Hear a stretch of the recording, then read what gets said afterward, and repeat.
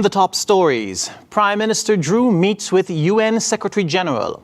Trinidad and Tobago supports U.S. military presence in southern Caribbean, and Trump to push new peace plan in talks with Netanyahu. Hello and welcome to the ZIZ Midday Major Newscast. Today is Monday, the 29th of September 2025. I'm Jason Davis. Prime Minister the Honourable Dr. Terence Drew met with UN Secretary General His Excellency Antonio Guterres on Friday during his engagements at the 80th session of the UN General Assembly.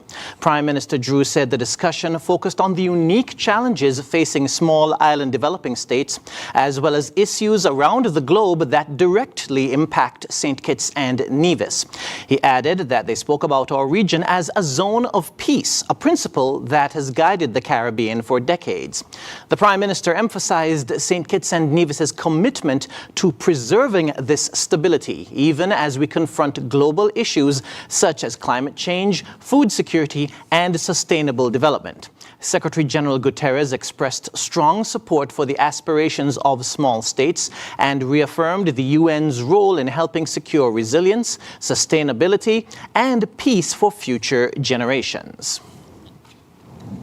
St. Kitts and Nevis will take center stage in Caribbean agricultural transformation this year as the Organization of Eastern Caribbean States, or OECS, launches its landmark Common Apiculture Policy during the 19th Caribbean Week of Agriculture, or CWA 2025, that started today, September 29, and will run until October 3. The unveiling will also coincide with the 9th OECS Council of Ministers Agriculture, making the Federation the epicenter of one of the region's most important agricultural milestones. The policy, developed under the EU-funded Biospace program in collaboration with regional partners, seeks to protect bees as vital pollinators while strengthening the apiculture sector through sustainable practices, standardized approaches, and research-driven strategies. As part of the celebrations, the OECS CARICOM Caribbean Honey Show will also be featured during CWA 2025, offering patrons the opportunity to taste and buy honey and honey-related products, including soaps made from beeswax, honey cocktails, pastries, and more. The honey judging contest promises to be a highlight, with categories including Best Commercial Honey Product, Beeswax Block, Matching Pair of Candles, Best in Show, Best Quality, Best Honeycomb, Mead, and others. In other news, the Royal St. Christopher and Nevis Police Force has claimed first place overall in the annual Independence Drill Competition held in celebration of the nation's 42nd anniversary of independence. Overall champion woman Police Constable Denicia Henry, second place overall Police Constable Delvin Williams, Best Male Turnout PC Delvin Williams, Best Female Turnout WPC Denicia Henry. To seal the victory, the police force was awarded Best Group Display, proving once again that discipline, precision, and teamwork are at the heart of our service. A clean sweep such as this, according to the police force, is a testament to the dedication and professionalism of the officers who continue to represent the force with pride. In regional news, Trinidad and Tobago on Friday reiterated its support for the United States military presence in the southern Caribbean, saying it has been, quote, very effective in inhibiting the innumerable activities of drug cartels within our country, end quote.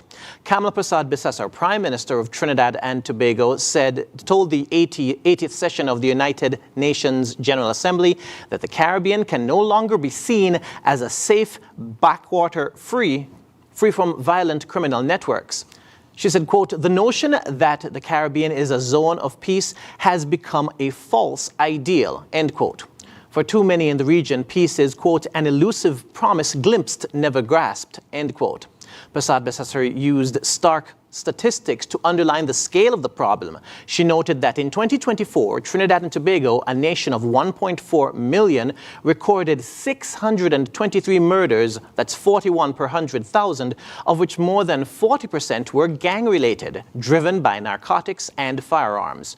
Over the last 25 years, the country has experienced more than 10,000 murders, equivalent, she said, to losing 1% of the adult population. Moving on to news on the international scene, U.S. President Donald Trump will push a new peace plan to end the Israel-Gaza war during White House talks with Israeli Prime Minister Benjamin Netanyahu on Monday. Trump has talked up prospects of reaching an agreement, telling journalists on Friday, quote, "I think we have a deal," end quote. But Netanyahu said on Sunday, quote, "It's not yet been finalized," end quote, while Hamas said they had not formally been sent the proposal. According to leaked copies of the plan published by U.S. and Israeli media, it stipulates the release of all hostages within 48 hours of the deal being confirmed. Once they're returned, Israel will free hundreds of Palestinian prisoners serving life sentences. And now for the weather. Present weather across St. Kitts and Nevis is partly cloudy skies. Winds are southerly, light and variable. Seas are moderate with waves of 1.2 meters to 1.5 meters or 4 to 5 feet. Weather today will be cloudy with a 20% or slight chance of showers. Tonight will be partly cloudy with a 20% or slight chance of showers. Sunset this evening will be at 6:01 p.m., sunrise tomorrow at 6:01 a.m. And that brings us to the end of the ZIZ Midday Newscast. Join us this evening for these stories and more in detail. Thank you for tuning in. I'm Jason Davis.